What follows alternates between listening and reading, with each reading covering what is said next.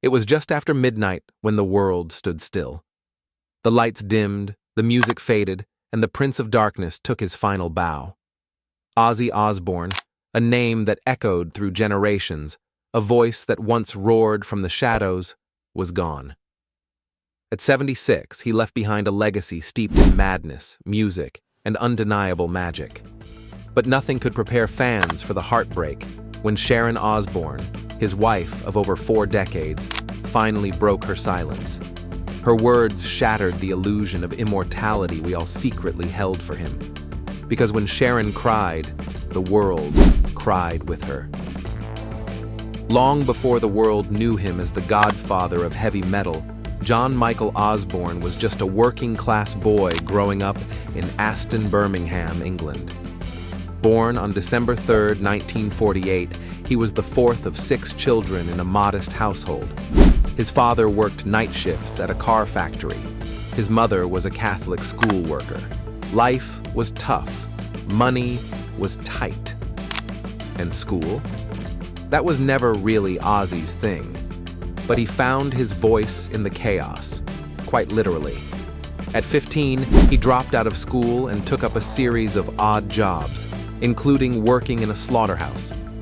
The darkness of his early environment would later seep into his lyrics, his persona, and his worldview. It wasn't long before he teamed up with a few local musicians, Tony Iommi, Geezer Butler, and Bill Ward, to form a little band called Earth. But that name wouldn't stick for long.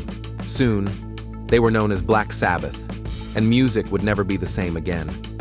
Black Sabbath's debut album dropped in 1970, a haunting and ominous record filled with thunderclaps, church bells, and lyrics that felt more like rituals than songs.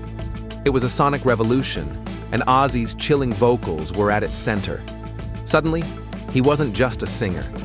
He was a symbol, a figure draped in mystery and menace, a misunderstood prophet screaming into the void. Through the 70s, Sabbath changed everything. Paranoid, Iron Man, War Pigs. They weren't just hits. They were battle cries for a disillusioned generation. Ozzy became both idol and icon, adored by fans and feared by conservative America. By the time he went solo in the early 80s, no one thought he could top Sabbath. But then came Crazy Train, and everything changed again. With his solo albums, especially Blizzard of Oz and Diary of a Madman, Ozzy soared even higher. Randy Rhoads' guitar riffs matched Ozzy's chaotic brilliance, and the world couldn't get enough. He wasn't just surviving the music industry, he was redefining it. But with fame came demons. And for Ozzy, they weren't just metaphors. His life became a whirlwind of drugs, alcohol, arrests, and mental health struggles. He was famously unpredictable, biting the head off a bat on stage, urinating on the Alamo, slurring interviews that left fans both laughing and worried. Behind the scenes, things were darker. Ozzy was battling addiction for most of his adult life. He checked into rehab more than once, sometimes by force. There were violent outbursts, lawsuits, and even a 1989 incident where he was arrested for allegedly attempting to harm Sharon during a psychotic break. He later said he had no memory of it, yet through it all, Sharon stood by him. She became more than a wife. She was his manager, his shield, his voice of reason. The Osbournes turned their chaotic life into a reality show in the early 2000s, and suddenly, America got a front-row seat to their madness. But even then, few truly understood the pain behind the laughter. In recent years, Ozzy's health had been quietly declining. Fans noticed. The slurred speech worsened. The stage performances grew shorter. Then came the shocking announcements. A Parkinson's diagnosis in 2020, multiple surgeries on his spine, and a neck injury that left him struggling to walk. The tour cancellations piled up. His eyes, once filled with defiant fire, now flickered with exhaustion. Sharon became his caretaker, always by his side. In interviews, she remained stoic, but those close to her knew the toll it was taking. In his final months, Ozzy was rarely seen in public. Close friends visited in private. Rumors circulated. Some said he was in hospice care. Others believed he was already gone. But he wasn't. Not yet. In his final days, Ozzy reportedly spent time with his children, Kelly, Jack, and Amy, in a quiet room filled with soft music, photographs from the past, and whispers of love. Sharon was there, holding his hand. He reportedly told her, "I'm ready now. I'm not scared." The end came peacefully in the early hours of a cool August morning. Sharon, ever composed, would later say, "He wasn't screaming. He wasn't crying. He just left." And the silence afterward was louder than anything he ever sang. While the family has not released full autopsy results, early reports suggest complications related to his long battle with Parkinson's disease, coupled with respiratory issues that worsened over time.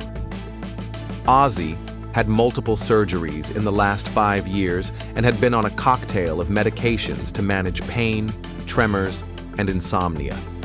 Medical experts have speculated that his declining immune system, weakened from decades of substance abuse and compounded by neurological degeneration, made even minor illnesses a threat.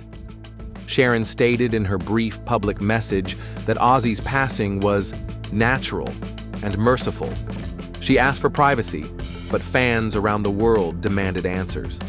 Still, the family kept the tone dignified. No scandal, no exploitation, just a quiet farewell to a loud life. But behind that silence are the stories the public never knew. Like how Ozzy spent the last few years recording dozens of private voice memos, not songs, but messages to each of his children. In one, he tells Kelly, "Don't be afraid to be loud. I was never afraid to be loud." In T, another, he apologizes to Amy for missing her school plays because of tours and hospital stays. And in the one that made Sharon cry the hardest, he tells Jack, "I know I scared you. I scared myself too. But you made me proud, boy. You really did." One of Ozzy's closest friends, a longtime guitarist, revealed in a rare interview that Ozzy had been planning a final performance for months.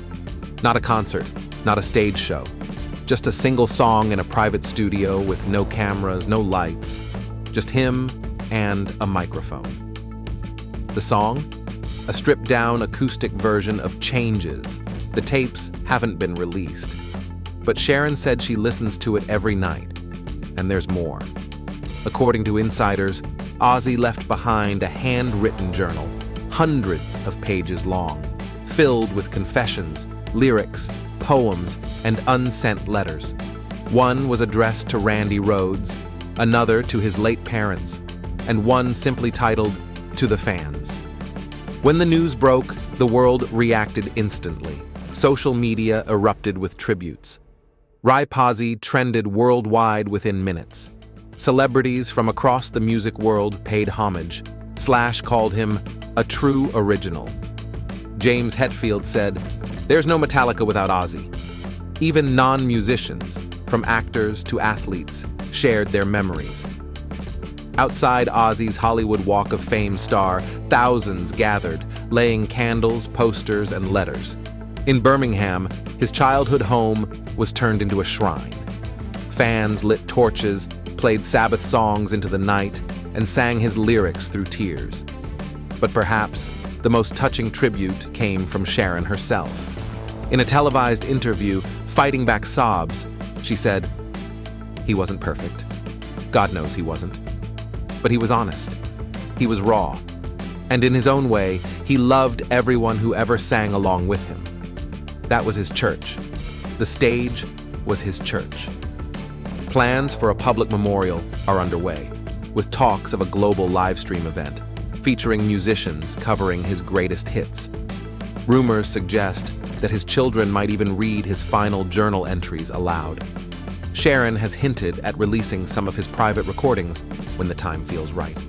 But more than anything, Ozzy's legacy lives in the sound, in the rage and the rhythm, in every young rocker picking up a mic and screaming into the void, hoping the world hears them. Ozzy Osbourne wasn't just a man. He was a movement, a myth, a mirror of the chaos in all of us. He sang about madness because he lived it. He screamed about demons because he fought them. And when the noise finally stopped, he went out with a whisper, not a bang. He once said, "I'm not afraid to die. I just don't want to be there when it happens." Maybe he wasn't.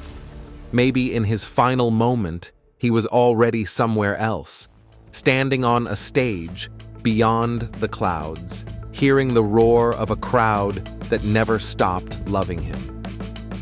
Let us know how you remember Ozzy Osbourne in the comments, and subscribe for more true Hollywood stories.